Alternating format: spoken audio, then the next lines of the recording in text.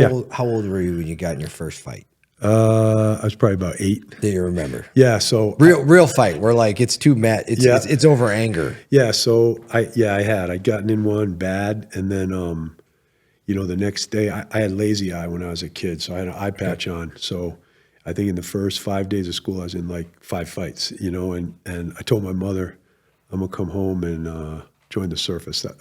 Join the circus. That's what I'm gonna do. So the thing that saved me, I'll tell you, and God has a way of stepping in. So the next day, the gym teacher came in, and in those days they had that President's Council for Physical Fitness thing. Oh yeah. And he strung this pull-up bar. He strings this pull-up bar across one of the things, and all the kids were calling me, they were calling me, retard and freak and all that, because I had an eye patch on.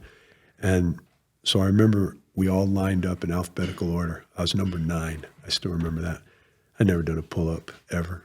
And so I watched the first 8 kids. None of them could get one. And on raw fear, I did 9 pull-ups. And I dropped off, and, the guy was just kind of pushing us all along. So then at the end, I remember he was looking at his list, and he said, Bristol, who's Bristol? So I came walking up, and all these people go, freak, he's a freak.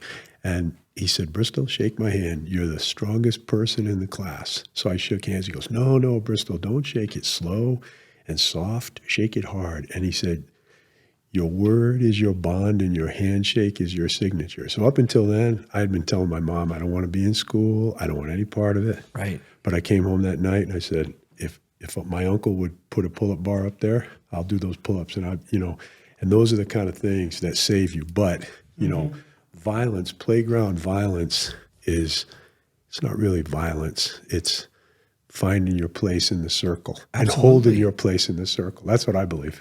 I'll never forget. I'd been in a few fights, but I hadn't really been tested by anyone. And I'll never forget. This is my upbringing with my father. I was going to the school bus, and this kid, and he was like 2 grades older than me. He would grab my ears and he would jerk on them really hard just to make me mad. Yep. So I came home one day and I was upset. I told my dad, and he's just like, okay, we'll fix it. And I said, what do you mean? He goes, turn around and break his nose. Yeah, that's a good dad right there. And I said, but I'm going to get in trouble. And he's like, don't worry about it. Yep. He's like, if you get kicked off the bus, kicked out of school, I'll take you to school. He goes, if you get kicked out of school, he goes, we'll go have ice cream. And I'm like, what?